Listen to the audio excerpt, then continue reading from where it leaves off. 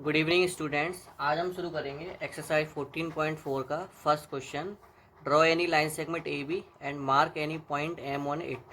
Throw M draw a perpendicular to A B. सबसे पहले कोई भी एक लाइन बनानी है, लाइन सेगमेंट बनानी है ए बी। जैसे कि मैंने यहाँ बनाई हुई है एक लाइन सेगमेंट ए बी, इसका कोई मेजरमेंट नहीं है कितनी है ये। उसके बाद उस लाइन के ऊपर ना एक पॉइंट एम बनाना है। तो मैंने देखो इस लाइन के ऊपर एक पॉइंट एम बनाया हुआ है बीच में, सेंटर में। अब इस एम से ना तुम्हें एक परपेंडिकुलर ड्रॉ करना है ए बी के लिए। तो अब परपेंडिकुलर तो आपने अभी सीखा नहीं है, तो इसलिए मैंने इसको इतना ही छोड़ रखा है। अब मैं परपेंडिकुलर आपको बना के बताता हूँ कैसे बनाना है और किस किस की हेल्प से बनाना है। रूलर और कंपास, इन दोनों की हेल्प से तुम्हें बनाना है, ठीक है।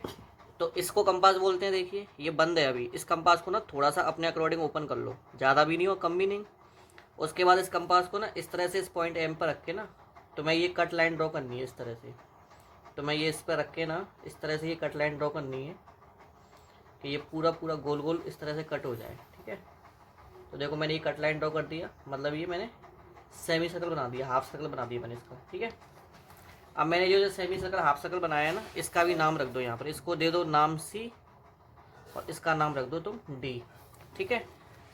अब क्या करना है, इसमें फिक्स आपको काट के 90 डिग्री का एंगल बनाना है। तो इस कंपास को मैं थोड़ा सा और ओपन कर लेता हूँ इस तरह से। अब इस पॉइंट सी पर रख के ना फिर से तुम्हें एक आर्क लगानी है। तो मैंने इस पॉइंट को सी पर रखा और इस तरह से मैंने एक आर्क लगा दी। इसको ऐसे में काट रहा हूँ ना, ये आर्क बोलते हैं।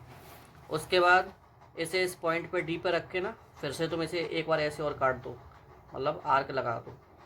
तो ये आर्क का मेरा जो ये बीच में पॉइंट बना है ना, यानी ये इंटरसेक्ट कर रहा है, तो ये मेरा एक सेंटर पॉइंट होता है। चलो इस पॉइंट का भी कुछ नाम रख देते हैं, ए बी सी डी हो गया। इस पॉइंट का नाम रख देता हूँ मैं ई, ठीक है। अब इस ई को इस एम के साथ ज्वाइन कर दो। तो देखो ये जो मेरा सेंटर में ई बना है ना, इसको इस एम के साथ में ज्वाइन कर दो। तो ये देखो मैंने इस तरह से इसको ज्वाइन कर दिया। अब ये जो मेरा ज्वाइन हुआ है ना, ये मेरा इसका बिल्कुल, ये जो मेरा ज्वाइन हुआ है ये मेरा बिल्कुल परपेंडिकुलर है, यानी कि ये जो लाइन सेगमेंट है ना ये आधी आधी डिवाइड हो गई। अब तुम देख सकते हो इसमें इस तरफ भी 90 डिग्री का एंगल बन रहा है और इधर भी ये 90 डिग्री का एंगल बन रहा है कि नहीं बन रहा है। बस ये हो गया आपका कंप्लीट, ठीक है। ये जो लाइन है ना, हमें ये पॉइंट तक बनानी थी, ये जो लाइन है ये थोड़ी सी एक्स्ट्रा बन चुकी है, तो इसे आप इग्नोर कर देना कि हमने सीधी लाइन बनाई है ना, तो ये एक्स्ट्रा बन गई है।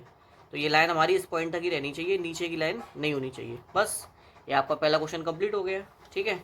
अब हम इसके बाद करेंगे इसका क्वेश्चन नंबर 2। तो क्वेश्चन नंबर 2 में क्या बोला गया है उसको ध्यान से देखिए। Draw any line segment P Q, फिर से एक लाइन बनानी है पी क्यू और take any point R not on it. फिर एक पॉइंट आर बनाना है जो लाइन के ऊपर नहीं होना चाहिए, कहीं भी चलेगा।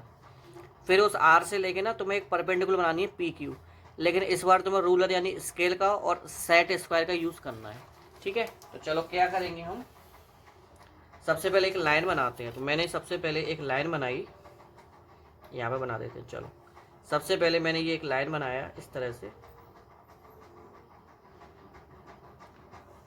और इस लाइन का नाम होगा पी क्यू, ठीक है। इस लाइन सेगमेंट का नाम होगा आपका पी क्यू, ये 2 पॉइंट है एंड में। उसके बाद इसमें कहीं भी एक आर लेना है, लेकिन लाइन पे नहीं होना चाहिए। तो मैं लाइन पे नहीं ले सकता, लाइन के आगे पीछे कहीं भी ले सकता हूँ। तो मैं पॉइंट आर को ना यहाँ पे मान लेता हूँ। चलो लाइन पे नहीं होना चाहिए बस, ओके।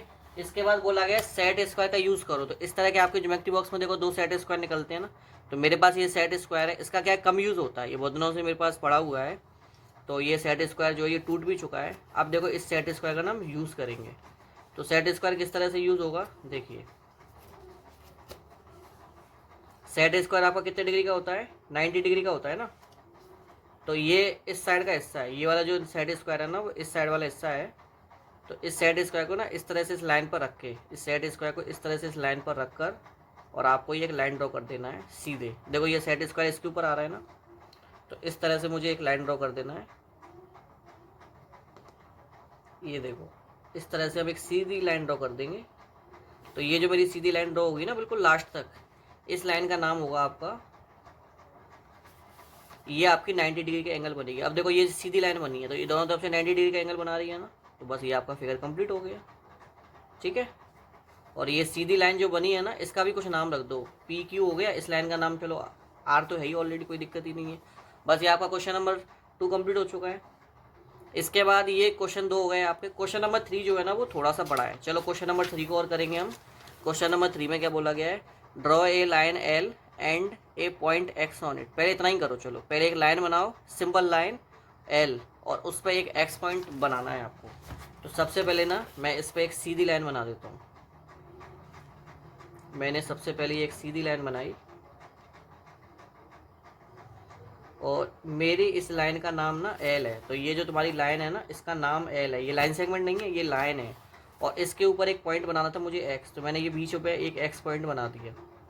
ठीक है, अब उसके बाद क्या करना है, इस एक्स पॉइंट से ना तुम्हें एक परपेंडिकुलर लाइन बनानी है जो कि एक्स वाई होनी चाहिए। तो परपेंडिकुलर लाइन बनाना मैंने सिखाया था, देखो कैसे बनाते हैं। ये मेरा कंपास बंद है, इस कंपास को खोल लो, मतलब आधा सा ओपन कर लो। इसके बाद यहाँ से ना इसको इस तरह से आपको वो सेमी सर्कल बनाना है, इस तरह से। तो ये इस तरह से मैंने एक सेमी सर्कल बनाया।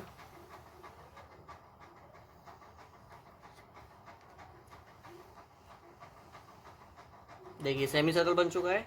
अब मुझे इस कंपास को और थोड़ा सा ओपन कर लेना है इस तरह से। अब सेमी सर्कल के इस वाले पॉइंट से ना तो मैं एक आर्क बनानी है, तो मैंने ये एक तरफ आर्क ये लगा दी और दूसरी तरफ मैंने इस पॉइंट पर रख के ना ये वाले पर एक आर्क मैंने ये भी लगा दी। ठीक है, ये आर्क हम जानबूझ के बड़ी बड़ी बनाते हैं जिससे कि कच्चा है।